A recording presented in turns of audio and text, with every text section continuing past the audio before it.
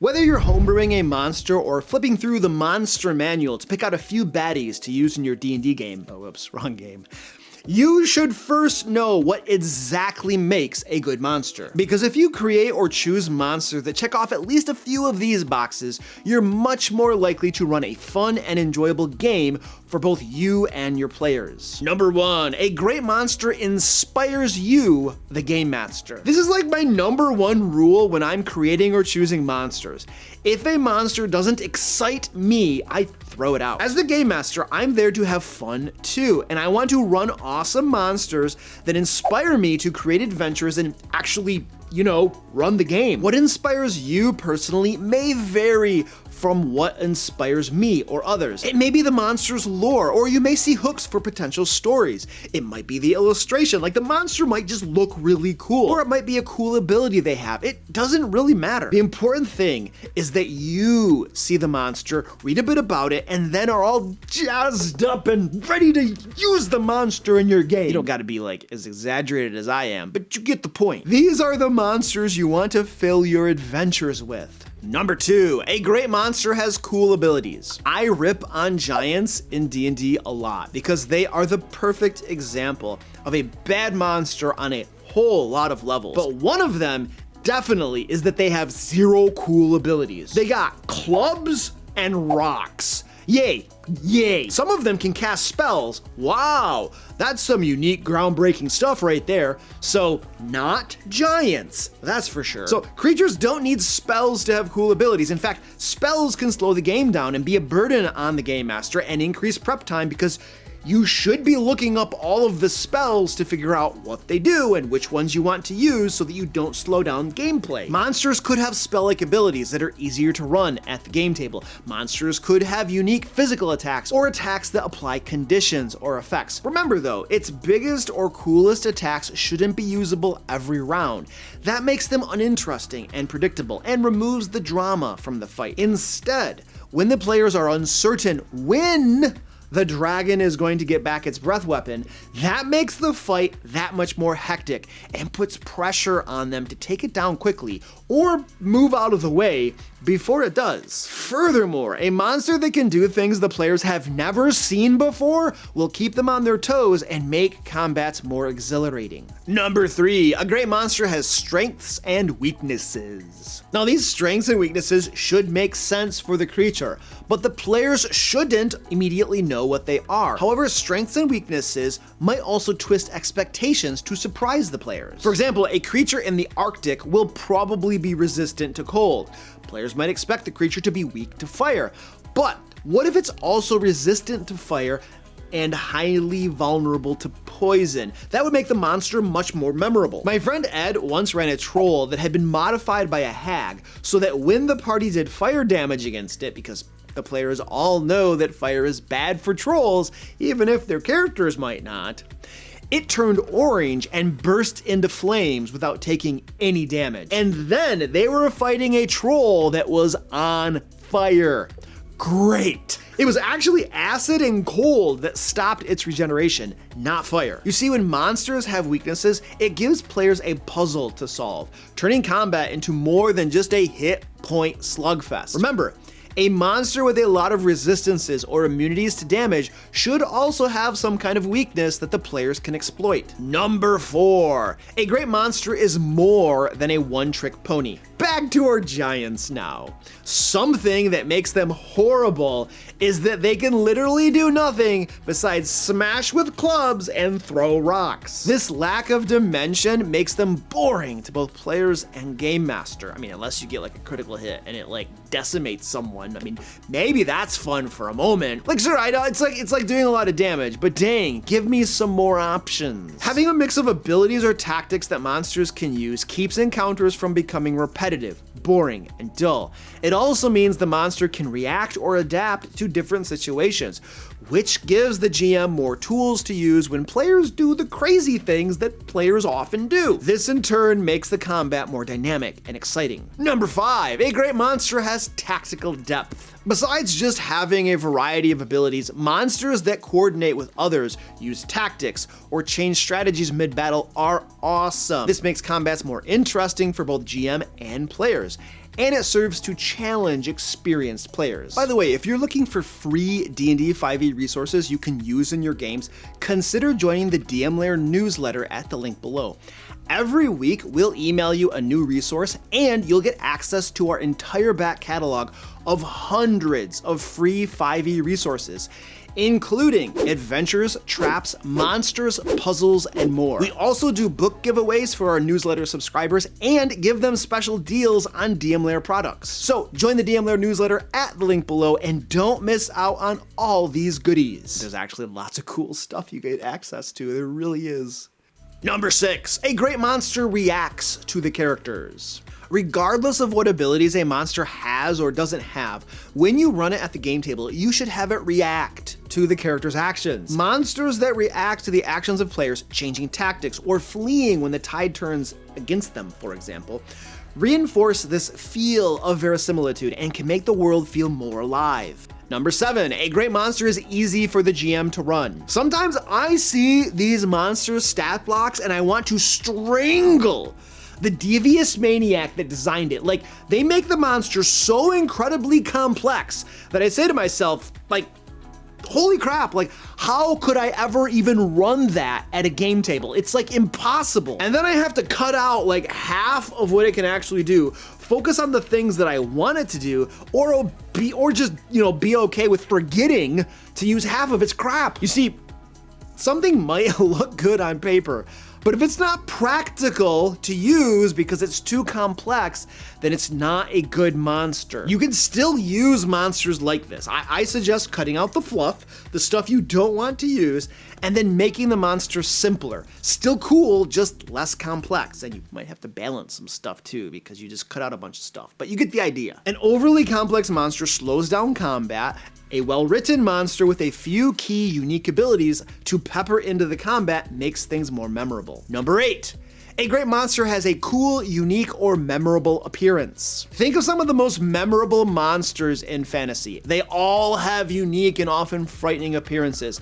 Mind flayers, beholders, dragons. Even things like Otyughs may not look as cool or scary, but they're still very memorable, especially when they come out of a trash mound and start attacking you and drag one of the player's characters underneath and rip them to shreds, and then everybody's off in a corner crying and weeping. Yeah, we didn't forget that day, did we? Something I like to do in my games is show my players an image of monsters, either by holding the book up to them or by using monster cards. I spent well over $100, maybe even hundreds of dollars, I forget how much, on these Pathfinder 2 monster cards so I could do just that. They have a picture on one side, and then on the back side you have the stat block.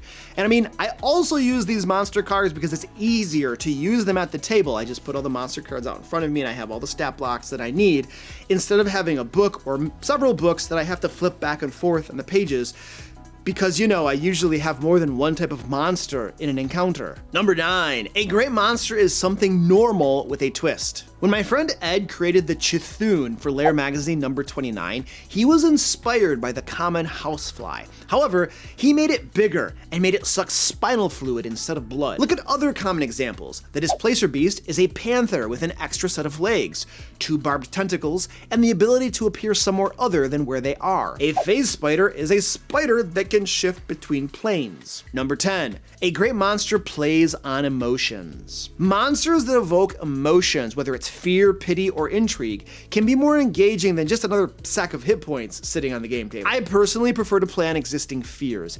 Fear of creatures like snakes and spiders are commonly used because they're common fears. Look at the Drider, the Merilith, the Hydra, giant spiders and snake swarms, all that kind of cool stuff. This also includes things like Jackolee, which seems like a normal snake but has the ability to launch itself like a spear. Shadows play on fears of darkness, Undead play on fears of the dead, and the list goes on. By the way, if you're finding this information useful, please give me a thumbs up and share this video with others. One of the best ways you can help other game masters is by sharing helpful content. Number 11, a great monster has motivation. Understanding what a monster wants can lead to more interesting encounters. Maybe they can be bargained with, or maybe they have a specific goal in mind. This goes back to a mantra that I have as a game master: monsters never attack first. This isn't to say they actually never attack first, because sometimes they should.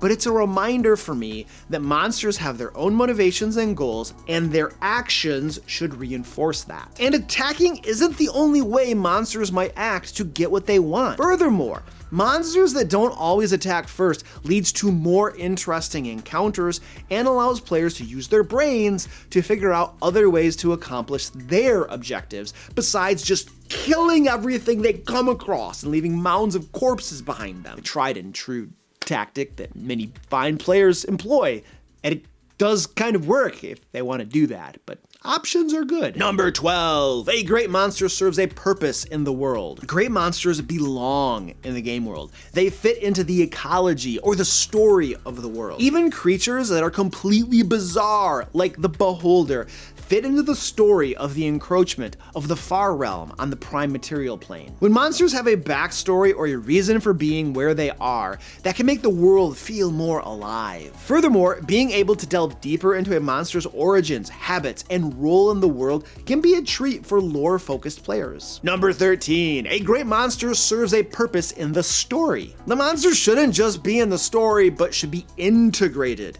into the story. Dropping a dragon into the story may seem cool, but if it doesn't have a reason to be there, it's just a pile of hit points that deal damage and weaken the characters and could pretty much be any monster. Something I do for my Thieves Abound Pathfinder 2 game is that almost all of the random encounters that my players come across are somehow related to the bigger picture, the larger story of the campaign. Not always, but many times they are. Number 14, a great monster is correctly balanced. Now we're talking about the math of the stat block or the math of the encounter. But here's the thing.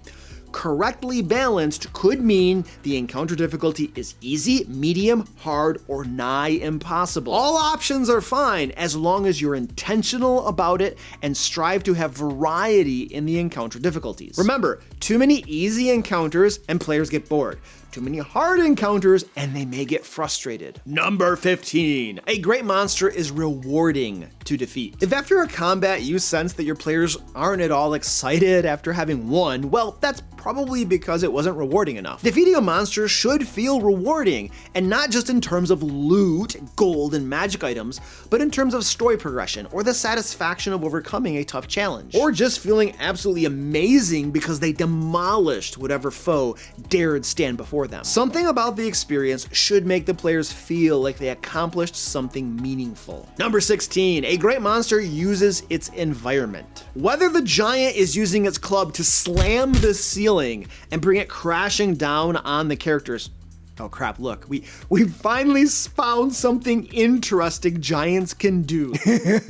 Man, I really gotta stop ripping on giants. Like, some poor soul out there is responsible for creating giants and designing their stat blocks and stuff, and every time I slam them, they get this much closer to tracking me down and taking me out. At any rate, monsters that use their environment in combat can create dynamic and engaging encounters that your players won't forget. Number 17, a great monster has a diversity of roles. This perhaps has more to do with creating encounters instead of individual monsters, but the point stands. A mix of bruisers, spellcasters, and support monsters make for more well-rounded, tactically interesting encounters. By the way, if you'd like to learn more about creating awesome encounters, check out my Ultimate Encounter Creation Guide video. I'll throw a link down to down in the description and stuff for you. You dare leave a comment about how I can't speak and how I can't even do my job. I dare you. Number 18, a great monster grows and evolves. The idea that a monster can grow, evolve, or adapt based on character actions adds a layer of depth to the world. This is, of course, assuming that the monster survives its first interaction with the characters because, you know, the monster survival rate in many RPGs is close to 0. But if it does survive and then goes on to react to the PC's actions, that will make your game and world that much more lifelike and cool for players. Like, maybe one soul goblin survives and runs away, and he gathers together a massive tribe of other goblins who then come try to wipe the players out. Like, maybe that would be, no, ogres, bunch of ogres and a dragon, just Pile it on the characters. They'll never leave anything alive ever again. Number 19, a great monster has a memorable name. And if you suck at brainstorming names as much as I do, this is where tools like ChatGPT and other crap can be really useful. Oh yeah, baby, that's way better than what I could have come up with. Number 20, a great monster fits your group's playstyle. When designing or choosing monsters for an RPG session, keep you and your players' preferences in mind. Some groups might prioritize tactical combat, like mine, while others might be more interested in the story or role-playing aspects of an encounter. Not that fighting isn't role-playing, and the whole game is role-playing, let's remember.